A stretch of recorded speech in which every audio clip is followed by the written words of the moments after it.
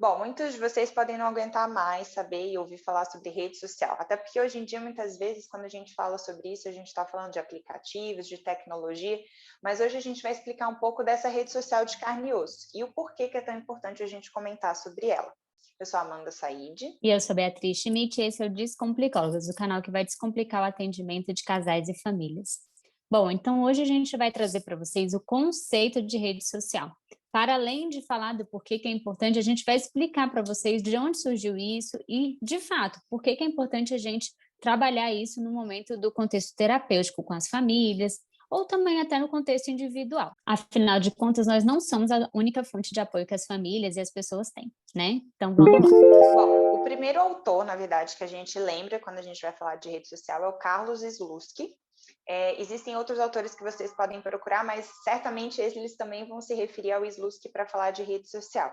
Ele é um psicoterapeuta argentino, embora atualmente ele trabalhe e dê aulas, né, em universidades dos Estados Unidos, mas ele é realmente um grande nome do atendimento de casais e famílias como um todo. Então, hoje, a perspectiva é a gente trazer um pouco do que ele fala sobre isso, de alguns conceitos, da estrutura de rede social que ele trabalha, para ser um recurso para vocês, enquanto terapeutas, mas também para a gente pensar em como instrumentalizar as próprias pessoas que a gente atende. Sim. Então vamos lá. Vamos começar desenvolvendo o conceito do que ele explicou que é a rede social. O próprio Slutsky diz o seguinte, que a rede social pessoal ou rede de pessoas que não são significativas é um conjunto de seres com quem a gente interage de maneira regular, com quem conversamos, com quem trocamos sinais que nos corporizam e que nos tornam reais.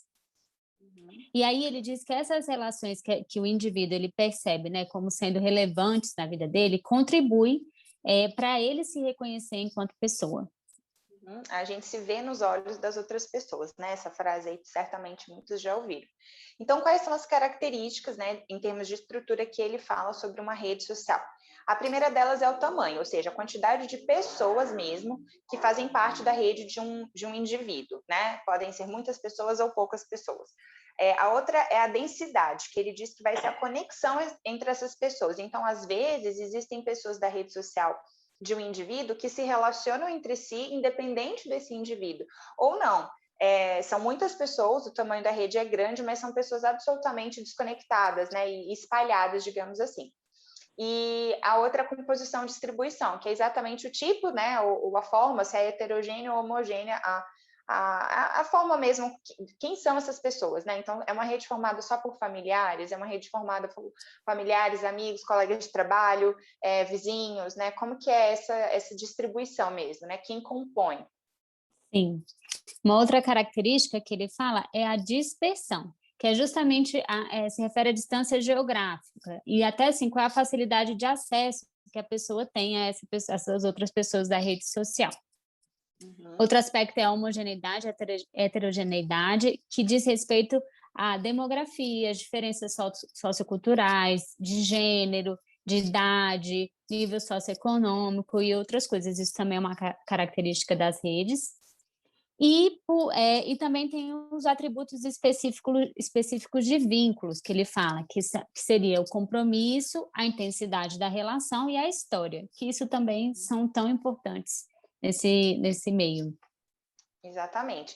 E aí a gente pode ainda pensar na perspectiva das funções, lembrando que é possível que uma mesma pessoa da rede social de um indivíduo, ela tenha, né, mais de uma função junto, né? E isso pode sobrecarregar ou não, inclusive. Então, se a gente pensa, por exemplo, numa família muito pequena, é possível que eles, né, enquanto uma rede uns para os outros, possam ficar sobrecarregados em algumas demandas, já que são poucas pessoas para contar, né? Mas às vezes também se forem muitas pessoas, cada um pode achar que o outro, né, uma outra pessoa vai estar oferecendo esse suporte, e também dependendo dessa dispersão, da forma como esses indivíduos se conectam, mesmo sendo muitas pessoas, aquela pessoa de referência ali pode acabar se sentindo também desamparada e sozinha. Sim. E aí, então, vamos falar dessas funções, né, da rede social, que também são várias funções diferentes que existem, né? Uma primeira que a gente pode pensar é a função de companhia social, né? que é justamente estar junto, conversar, passear, né? Isso talvez seja um maior desafio agora, nesse momento que a gente está vivendo de pandemia, né? Essa coisa da companhia social, já que a gente não está podendo se encontrar presencialmente para fazer isso, né? Uhum. Que é, muitas vezes são os momentos de lazer, né? De passar o tempo mesmo, assim. Uhum. A outra importante função de uma rede é o apoio emocional, né? Que tem aí a ver com uma dimensão de compreensão, de apoio. Normalmente são as relações mais íntimas, né? De amizade, ou os familiares que são mais próximos. E não necessariamente, às vezes até nós, né? Enquanto psicólogos, mas não necessariamente as pessoas que são apoio social, elas também serão companhia social ou outras, né? Às vezes, vocês já devem ter visto pessoas falando que tem uma amiga para a balada, mas essa amiga não é Tem, que tem uma você liga, expressão até, amigo de copo, que é só amigo de festa, assim, de pronto. farra, né? Mas não vai ser a pessoa que você vai ligar se você precisar realmente desabafar ou pedir um conselho, que daí é a próxima função, né? Que é esse guia cognitivo de conselhos, que às vezes são as pessoas que trazem esses modelos, né? As expectativas. Às vezes a gente, enquanto terapeuta, fica nesse lugar, embora a gente não é nossa função enquanto psicólogos dar conselhos, né? Mas são essas pessoas de referência, padres, outros religiosos, aqueles casais mais velhos, né? Enfim. Sim. Uma outra função que tem é a de regulação ou controle social, né? Que é justamente essa reafirmação das responsabilidades de papéis, adequação do comportamento nas expectativas sociais, enfim. Então, se a gente pensar, alguns rituais na nossa sociedade, né? Lembra a gente bastante disso, né? Os pais, outros responsáveis, né? Por vezes também professores têm essa função importante, né? E a ausência dela pode gerar problemas significativos, né, para a pessoa.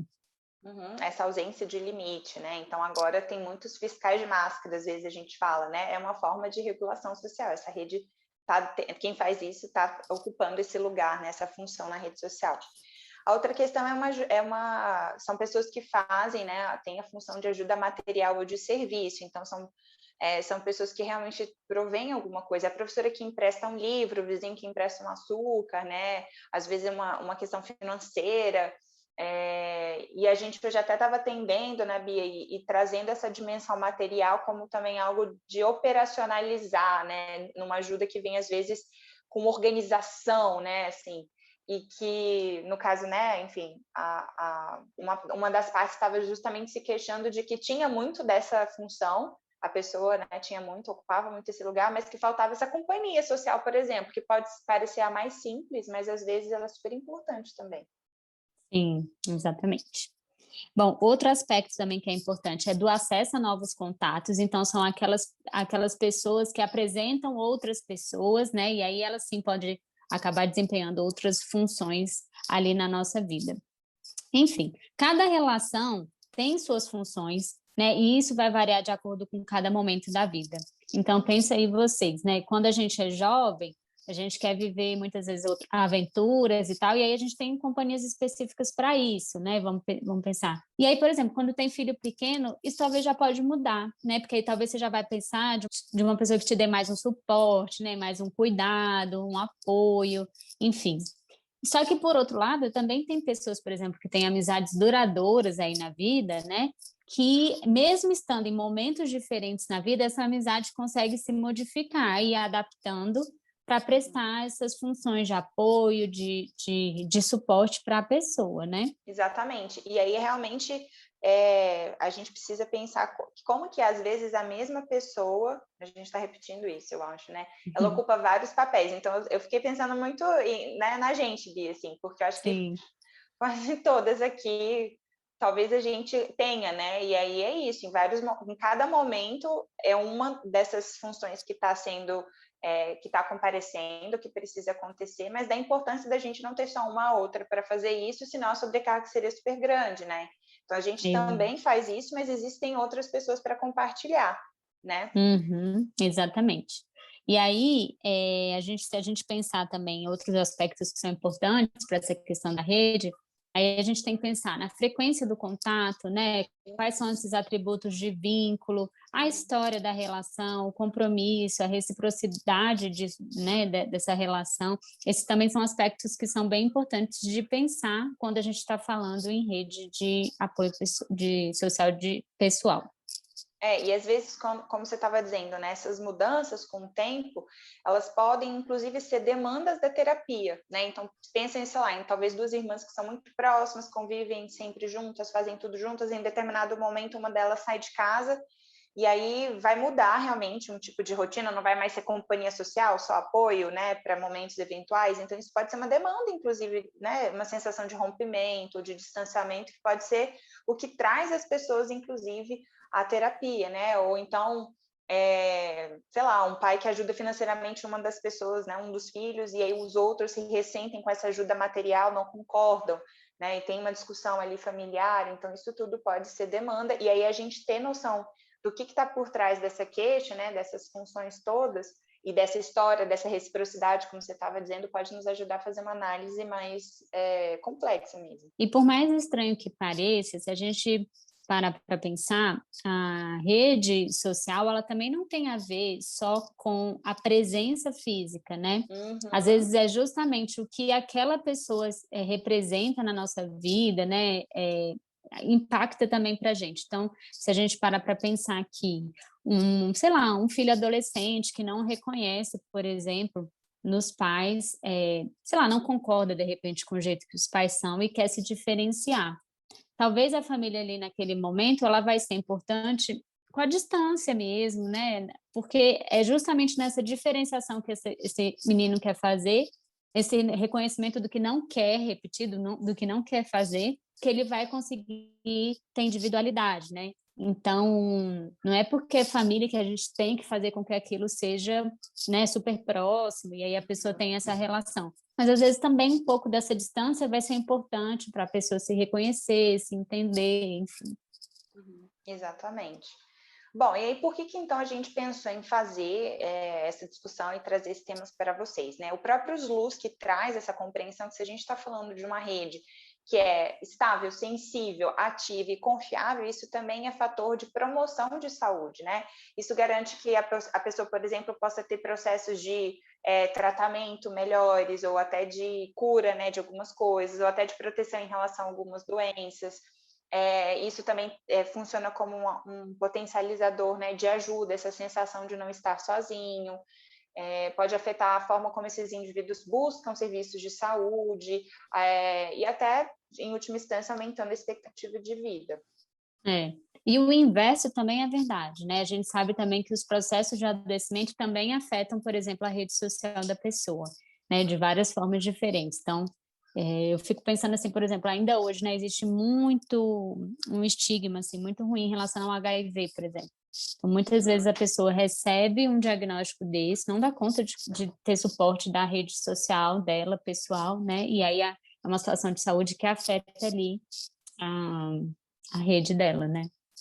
Exatamente.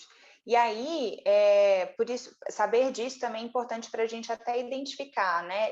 Se aquela pessoa que a gente está atendendo, aquele casal, aquela família, qual que é a rede que eles contam, né? Porque muitas vezes a gente não vai dar conta de fazer sozinho, né? A gente não vai ter todos aqueles atributos e funções, então a gente identificar quem são essas pessoas é importante, ou até de saber de quem eles estão sendo rede, né? Se eles também estão se sentindo sobrecarregados fazendo essas funções com outras pessoas.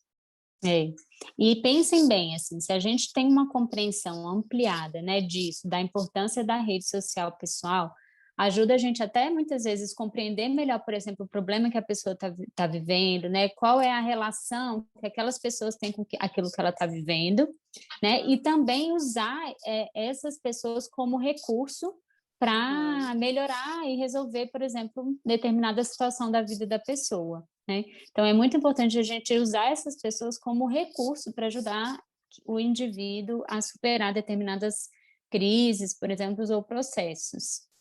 Então, se a gente tem, né, como uma das demandas que mais chegam, casais que precisam se reconectar depois do nascimento de uma criança, a gente pode identificar junto com eles quem são as pessoas da rede desse casal, que podem, por exemplo, ficar algumas horas com o filho para que eles possam se almoçar ou dar uma caminhada. Então, faz parte do nosso processo terapêutico também ajudá-los a fazer essa identificação, né? Porque às vezes essas pessoas já estão lá, é só realmente se dar conta disso, ou acessar essas pessoas, né? Sim. A gente perguntar para as pessoas assim, que função essa rede, por exemplo, se as pessoas que você está falando têm para você nesse momento, podem ajudar a gente justamente a ver, por exemplo, minha mãe, sei lá, não vai dar conta de ficar com meu filho porque, sei lá, ela tem algum problema de saúde, mas ela me dá conta de, sei lá, fazer a comida, me mandar congelada e tal. Então, assim, a gente reconhecer a função daquela rede para a pessoa naquele momento ajuda ela também a ir mapeando, né? E aí a gente entra aí na coisa de mapear a rede também para poder saber e ajudar a clarear para a pessoa com quem ela pode contar, né? Fora que muitas vezes algumas funções que são super claras, assim, que as pessoas já têm conhecimento dentro de uma família, elas podem também ser sintoma, né? Então, estou pensando numa situação, por vezes, por exemplo, que há uma dificuldade financeira de pais, e aí os avós Uhum. acabam marcando financeiramente com todos os custos dos netos. E isso não é conversado, isso é meio que assim mesmo, sabe? E aí essa função de ajuda material, né, ou de serviços, ela existe, mas não falar sobre isso, não entender a dimensão disso, não saber por quanto tempo, ou qual o limite, ou o que mais que isso significa, né, pode ser um gerador também, assim, de alguns prejuízos para aquela dinâmica familiar. Sim, exatamente. Porque eu estava até pensando aqui nesse caso que a Amanda estava falando, né, que o marido estava exercendo uma função ali e que não estava sendo satisfatório, até de ver também, né, se aquela pessoa, aquela rede tem condição também de exercer outra função, porque às vezes também não vai estar, né, e aí também ajudar o indivíduo a entender qual é o limite, né, entre o que ele também está esperando e o que é possível de receber, né, ou de oferecer daquilo. E porque às vezes a rede de uma das partes da família, do casal, acaba sendo suporte para essa parte, mas às vezes é motivo de conflito para outra. Então, às vezes, um irmão que conta tudo para o irmão e o irmão se sente, né, a esposa sente que esse cunhado interfere, né, e ela não se sente apoiada por esse marido e tal. Essa, né, para esse irmão pode ser ótimo essa função aí de apoio, de guia, de conselhos e tal, mas para essa esposa talvez não, ou seja, essa função pode acabar respingando ali, né? E aí isso precisa ser conversado. Enfim, são inúmeros os exemplos que a gente poderia dar Uhum. aqui. Eu imagino que vocês nessa conversa já estão pensando aí também na rede que vocês têm, assim, isso também me fez refletir muito, assim, como que é. Isso é legal também, já é um exercício bom para nós, Sim, enquanto terapeutas, a gente também é. fazer esse exercício para a gente poder dar conta de também olhar para a rede dos pacientes também, né? Exatamente. Daí uma das formas que a gente pode introduzir isso e fazer até individualmente é buscar uma ferramenta do próprio Slutsky que se chama Mapa das Redes Sociais. Rapidamente, assim, ele divide, né? Ele faz um círculo e divide em 4 quadrantes. E a ideia é que você construa com a pessoa que você está atendendo ou com a família, né? Enfim, pessoas que eles realmente nomeiem e que possam estar ali naqueles 4 campos de acordo com o tipo de relação. Então, família, amizade, escola e profissão e comunidade, né? Então, ele está centrado, ele representa a bolinha no meio do círculo, e se tem uma pessoa que é muito próxima, ela está mais próxima dessa bolinha, se tem uma pessoa que é mais distante, ela está, né, realmente graficamente representada também mais distante. E às vezes as pessoas se dão conta de que tem pessoas que elas gostam muito, que elas têm super afeto e consideração, mas às vezes está distante, né? E isso é um trabalho que é fluido, porque em cada momento, certamente, esse quadro, esse mapa vai mudar, mas Muda. é uma possibilidade diagnóstica até para a gente, enfim, fazer tentativas de aproximação ou distanciamento, né? Eu fiquei lembrando do átomo social também, que tem no psicodrama, que Aham. a gente tem essa ferramenta também que é bem legal, e dá para fazer fisicamente falando, né? Se a gente estiver presencialmente, você pode colocar a pessoa no meio e, de repente, até fazer nesse estilo de dividir em quadrantes, ou pedir que ela pegue objetos e coloque próximos a ela, e, de repente, a gente até pode fazer ali um Uma processo de dramatização. inversão, uma dramatização, uma inversão de papéis, né? Que ela entre no papel da pessoa para, né, para ela tentar entender, sei lá, algum aspecto daquela pessoa na vida dela, enfim. Então, é muito rico, assim, e é bem importante da gente saber também. Porque às vezes, imagina, a esposa tem a parte do profissional cheia de gente, mas da familiar ela está super distante. Isso já Bom, como que eles ficam ao ver isso, né? Uma representação concreta às vezes ajuda nessa visualização. Mas cabe a gente também fazer a nossa, como a gente estava falando, né? Então fica aí a sugestão para vocês. Sim, esperamos que vocês tenham gostado. Qualquer dúvida é só mandar que a gente tira. É isso aí. Obrigada, pessoal.